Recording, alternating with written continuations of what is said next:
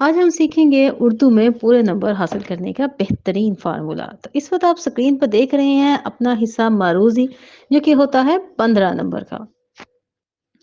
अब है हमारे सामने हिस्सा इंशाइया, जो कि है सिर्फ 60 नंबर का, और हमारा एम क्या है कि हमने लेने हैं पूरे पूरे नंबर इंशाल्लाह।